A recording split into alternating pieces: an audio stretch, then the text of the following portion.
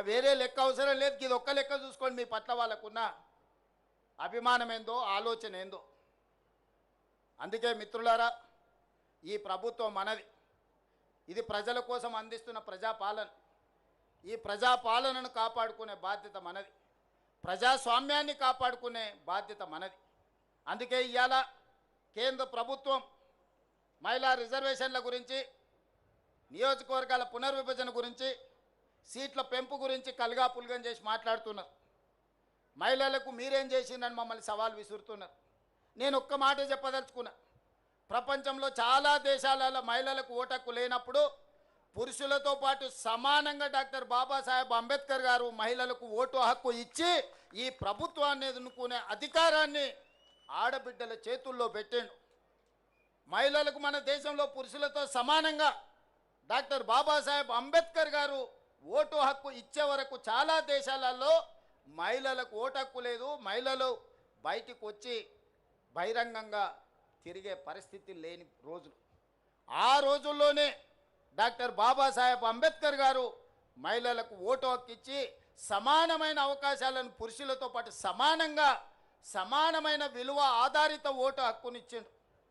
ఆ తర్వాత పంచాయతీరాజ్ కావచ్చు, మున్సిపల్లో కావచ్చు, మహిళలకు రిజర్వేషన్లు రాజీవ్ గాంధీ గారు అందించారు.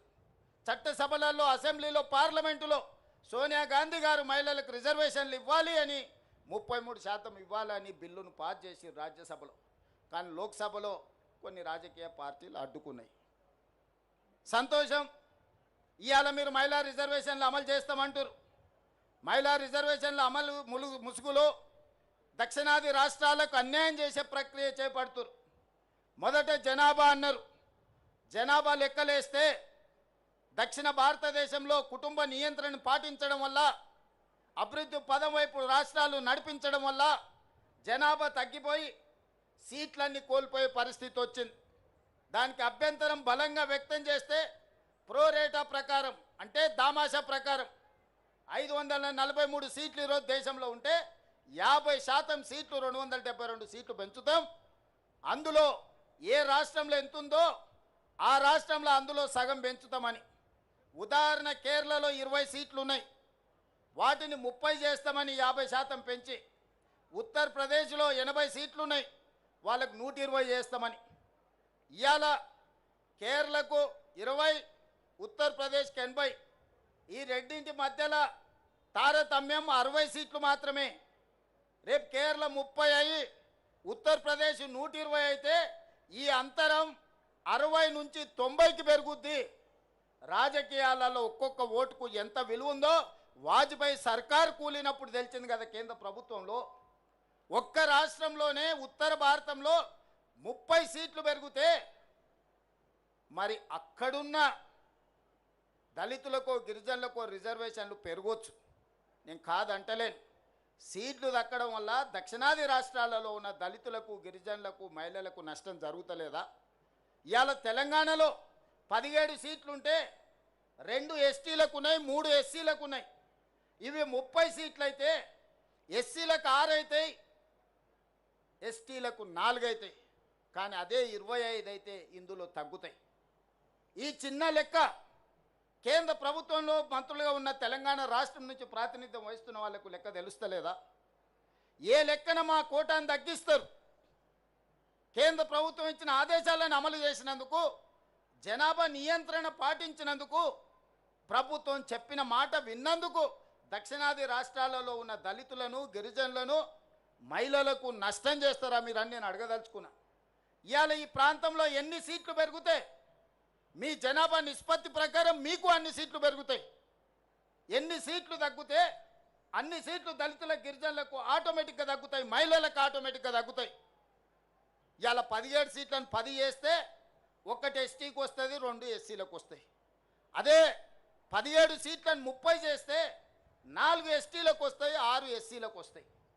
సీట్లు పెంచడం ద్వారా ఎస్సీ ఎస్టీ మహిళల కోటా పెంచుకోవాలన్నా దక్షిణాది రాష్ట్రాలకు అన్యాయం చేసి నరేంద్ర మోడీ గారు ఆయన ప్రాతినిధ్యం వహిస్తున్న గుజరాత్కో, ఆయన ప్రాతినిధ్యం వహిస్తున్న ఉత్తరప్రదేశ్కో సీట్లు పెంచుకుంటుంటే చూసుకుంటూ కూసుందమా? ఇది మన ప్రాంతానికి తీరని నష్టం జరుగుతుంది. అందుకే ఈ అంశాలను లేవనెత్తిన మిత్రులారా, సంఘాలందరూ కూడా సమాలోచన చేయండి, మేధావులందరూ ఆలోచన చేయండి. మన దక్షిణాది రాష్ట్రాలలో సీట్లు ఎన్ని పెరిగితే అన్ని దళితులకు, గిరిజనులకు, మహిళలకు సీట్లు పెరుగుతాయి. మనం సీట్లు పెంచుకోవడానికి కొట్లాడాలి. అంబేద్కర్ గారే చెప్పారు, మా దళిత సోదరులు చెప్పారు, రాజ్యాధికారమే అంతిమ లక్ష్యమని. ఆ రాజ్యాధికారం సాధించాలి అంటే ఆ సీట్లు మనకు కేటాయించాలి. ఆ సీట్లలో మనం ఎన్నికై చట్టసభలకు పోవాలి. అప్పుడే మన హక్కుల గురించి మనం మాట్లాడతాం, మన హక్కుల గురించి మనం కొట్లాడతాం. కాబట్టి ఈనాడు ఏదైతే రాజకీయ కుట్ర జరుగుతుందో, మహిళా రిజర్వేషన్ చేయాలంటే మాకెవరికి అభ్యంతరం లేదు. 543లో 33%, 181 సీట్లు ఎల్లుండి పొద్దున్నే మహిళలకు పార్లమెంట్లో రిజర్వేషన్ ఇయ్యండి. అది అమలైన మళ్ళీ తెల్లారే 119 సీట్లున్న తెలంగాణలో 40 సీట్లకు ఆడబిడ్డలకు తెల్లారే అసెంబ్లీలో బిల్లు పాస్ చేసి మీ అందరికి ఆడబిడ్డలకు సీట్లు ఇచ్చే బాధ్యత నాది. చెప్పిన మాట మీద నిలబడే ప్రభుత్వం ఈనాడు ఉంది.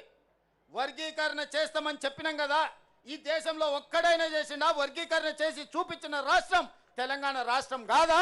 ఈ వేదిక మీద మిత్రులు లేరా? మీకు అందరూ చూడలేదా? కులగణన చేస్తామని చెప్పినాం కదా, జనగణనతో పాటు భారతదేశంలో ఏకైక రాష్ట్రం తెలంగాణ రాష్ట్రం. జనగణనలో కులగణన చేసినాం. సజీవ సాక్షి పొన్నం ప్రభాకర్ గారు దీనికి బాధ్యత వహించిన మంత్రి ఇక్కడ లేడా? వర్గీకరణ జటిలమైంది అన్ని రాష్ట్రాలలో. వర్గీకరణ ముందుకు జరగలేదు. ఈ రాష్ట్రంలో మనం పంచాయతీ తెంచి శాశ్వతంగా మీ మధ్యలో ఒక మిత్రుత్వాన్ని పెంపొందించడానికి ఒక పరిష్కారం చూపించినాం. తాత్కాలికంగా కొంత బాధ ఉన్నా దీర్ఘకాలికంగా మీ మధ్యలో భిన్నాభిప్రాయాలు లేని పరిస్థితిని ఈరోజు మనం కల్పించుకున్నాం.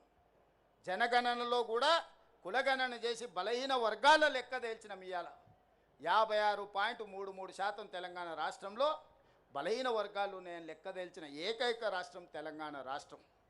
అందుకే మిత్రులారా, మంచి పనికి మా ప్రభుత్వం ముందలుంటుంది. మంచి పనికి మీరు ఎప్పుడు పిలిచినా వచ్చే బాధ్యత నాది. ఈరోజు మిమ్మల్ని అందరినీ మనమందరం కలిసి ఎదుగుదాం. నేనొక్కనేదో అయితే ఈ సమాజానికి సరిపోదు.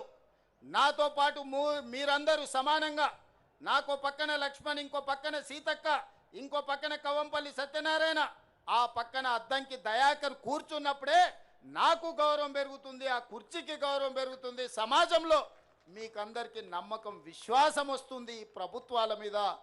ఆ తాపత్రయంతోనే, ఆలోచనతోనే ఈనాడు మా ప్రభుత్వం పనిచేస్తుంది. ఈ ప్రభుత్వం మీది. మీ ప్రభుత్వాన్ని కాపాడుకునే బాధ్యత కూడా మీదే. కాపాడుకున్న ప్రభుత్వాన్ని నిలబెట్టి పరిపాలన కొనసాగించాల్సిన బాధ్యత మీదే అని గుర్తు చేస్తూ మరొక్కసారి అంబేద్కర్ గారి జయంతి సందర్భంగా మీకు అందరికీ శుభాకాంక్షలు తెలియజేస్తూ సెలవు తీసుకుంటున్న మిత్రులారా, ధన్యవాదాలు.